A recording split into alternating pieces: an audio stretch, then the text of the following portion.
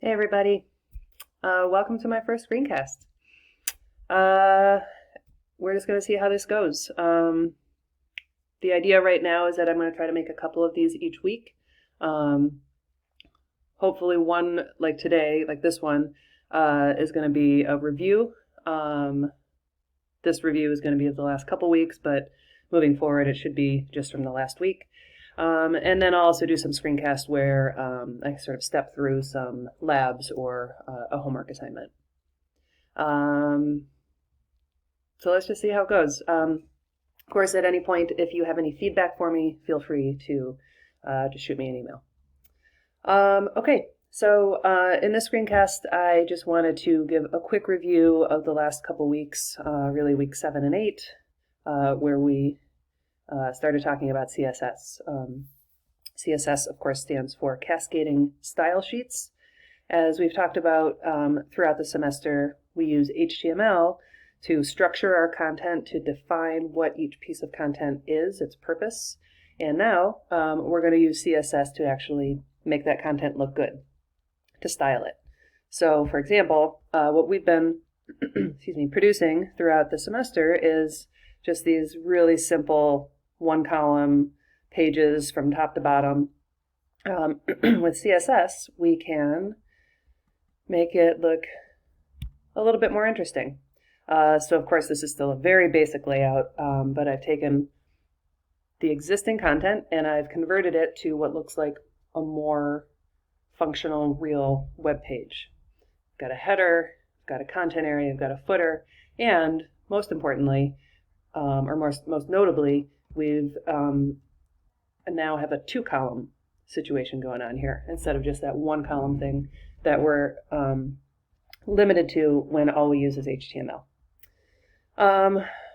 Okay, so first of all, just want to review here. So with these screencasts, I think you should see me down in the lower right corner, and then what I'm going to do is go back and forth between my text editor and the browser. I'll try to do it in a way that's not too disorienting.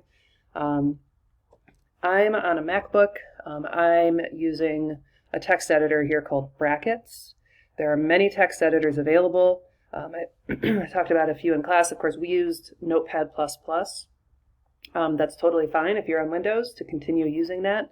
There are lots of text editors available. So again, I'm using Brackets. I think it's only a Mac program. There's also Sublime. I have a link to that on the website, on my course site. There's also TextMate. Again, it might be Mac only. Lots of text editors available out there for free. You don't need to pay for one. So I'm using Brackets. I've got my file open here, and then of course all the other files and folders over here on the side. A nice feature of Brackets, by the way, is this little live preview. You can click this button and it automatically opens your web page in Chrome. Oh, something funky's going on there.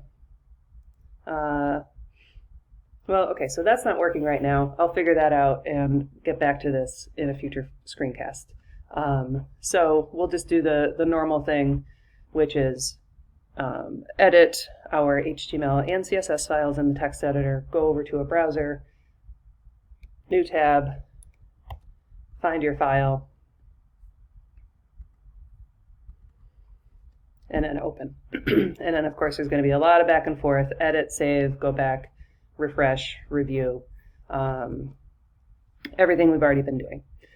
Okay, so CSS, I just want to do a couple quick review things. Excuse me, so let's just look at a really basic example here. So CSS, in terms of the what it is, it's basically just a CSS file is just a series of style definitions. Each definition has the same exact structure. So let me sort of separate this one so we can dissect it. Every CSS definition or style rule or whatever you want to call it looks like this. You have a selector. This is going to directly correspond to an HTML tag in your document. And then you have curly braces. In the curly braces is where you have the actual style declaration, composed of a property, a CSS property. These are already predefined. You can't make these up. These are predefined CSS properties. And then a value that goes with that property that you're using. So they all look like this. You can have multiple style declarations within the curly braces, as many as you want. So both of these now make the font bold, make the font size 64 pixels. Both of those are now going to apply to all H1s in the document that is using this style sheet. Also keep in mind, formatting, just like with HTML, you can format this however you want to make it as readable as possible for you. Whatever you're comfortable with, these extra carriage returns, those extra spaces, none of that matters. So format it however you want.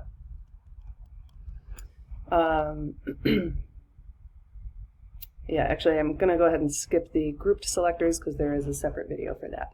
But again, to reiterate, every CSS rule looks like this. Selector, the thing you're targeting, and then the styles, what you want it to look like.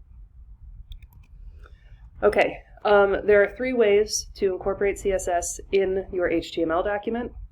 There is embedded, external, and inline. Technically there's 4, but the 4th one is essentially the same as external. So I'm just going to focus on these 3. Let's start with embedded. So right now I have a very simple HTML file. I have it open over here in the browser. This is what it looks like. I am going to start writing some CSS, and I'm going to attach it to this HTML file via the embedded CSS method. When I'm using embedded CSS, I do that through the style tag. All of this, of course, goes in the header because it's information about the document. It's not actual content. It's information that the document is using to style or explain the content. So within the header, I use the style tag. I'm going to use the type attribute to let the browser know that the type of content in between these style tags is CSS content. And then in here, I'm going to select all H1s in my document. Of course, I need to make sure that I actually have H1s in my document. And I'm going to say, I want the size of all H1s to be 84 pixels. And I also want the color of that text within the H1 tags to be purple. So I'm going to save this, and now I'm going to go back over to the browser where I have my file open, refresh, and now I have some CSS that's being applied to my document, which I can clearly see because the color has changed and the font size is much larger. So this is embedded CSS.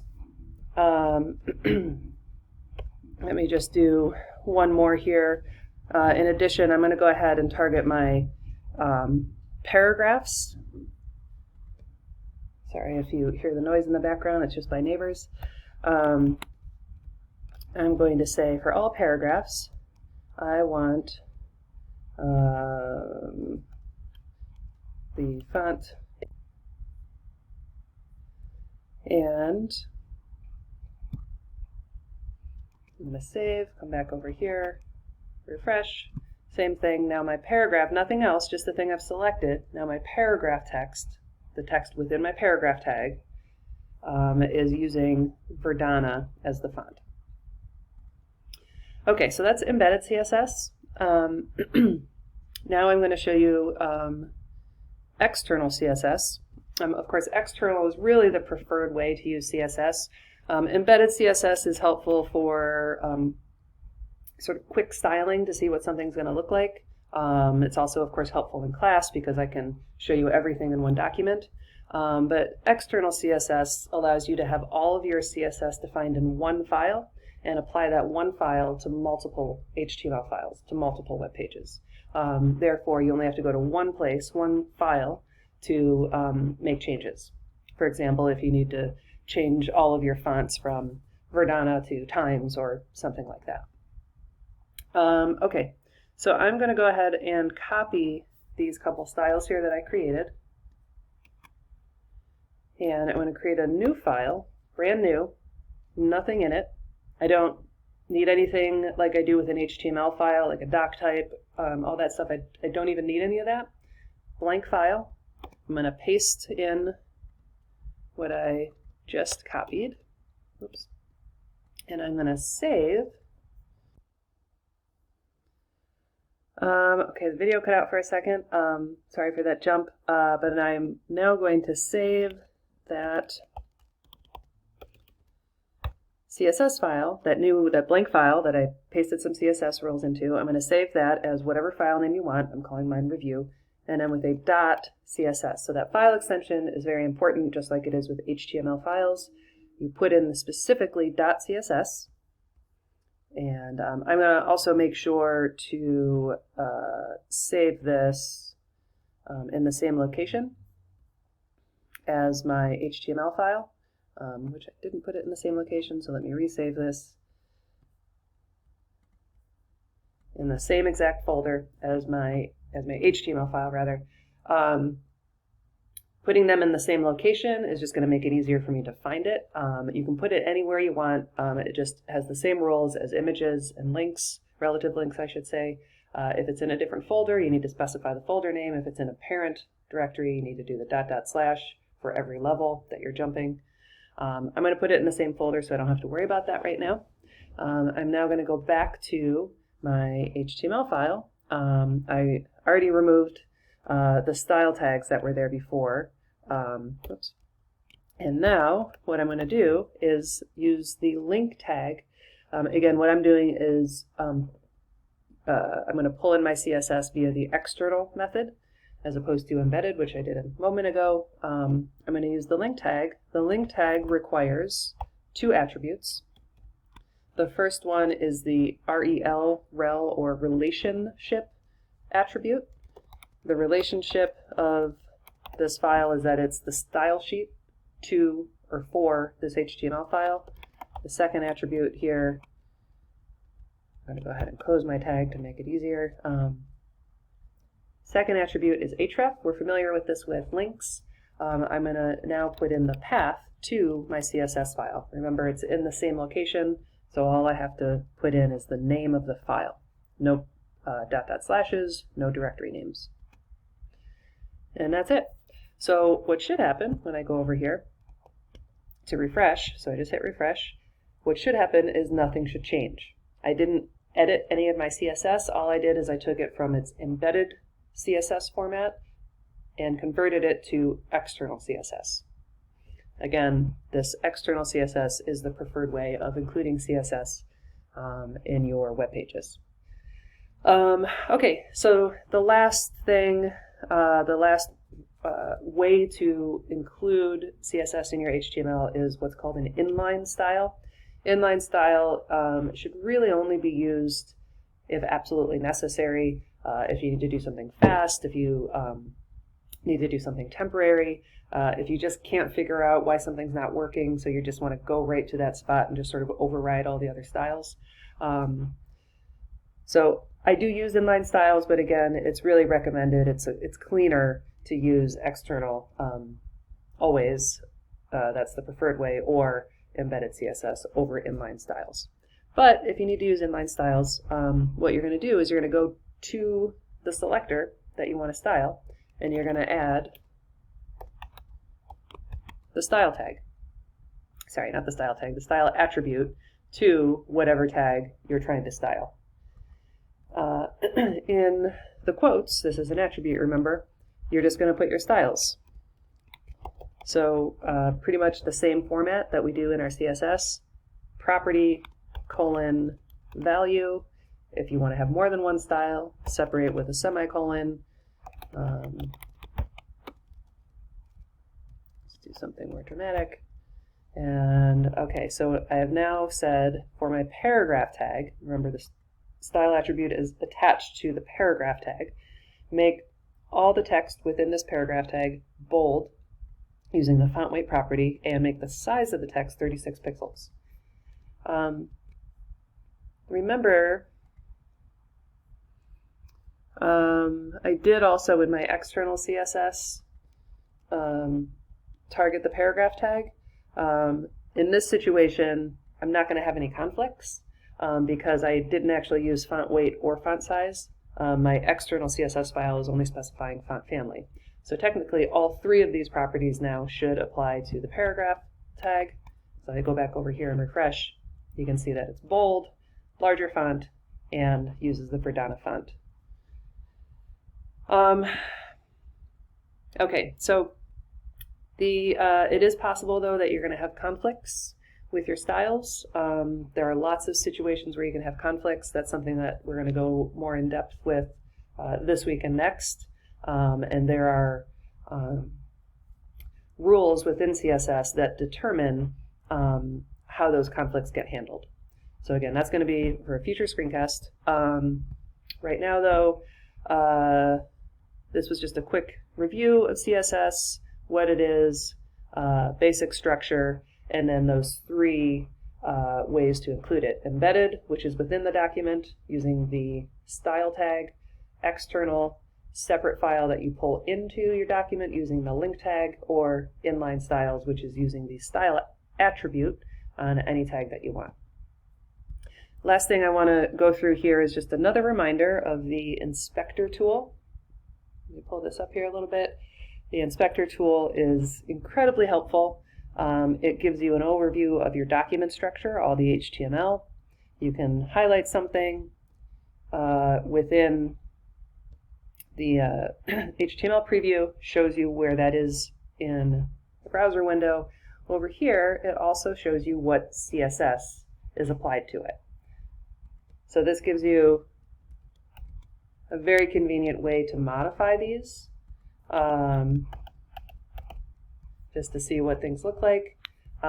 Keep in mind, as I've said before, these are not saved. These are temporary. This is just for troubleshooting and for design purposes, to play around with things, get it how you're looking, and then once it's good, what you'd want to do is copy and paste this, go back over to your to your CSS file and paste it. But the inspector tool, we're going to be coming back to this throughout the semester. It is incredibly helpful as a troubleshooting tool. Every browser, not sure about older Internet Explorers, but Microsoft Edge, Firefox, Chrome, Safari, they all have an inspector tool, and you should be able to always access it by right-clicking and going to Inspect or Inspector Tool or Inspect Element, and it'll bring up a similar window here. Sometimes on the bottom, sometimes it shows up on the side. Okay, so that was a lot. That's our first screencast. I'm going to do a couple more for this week. And again, if you have any feedback, please email me, let me know. And of course, thank you for your patience with all of this. This is a weird time we're living in, and we're all just doing our best.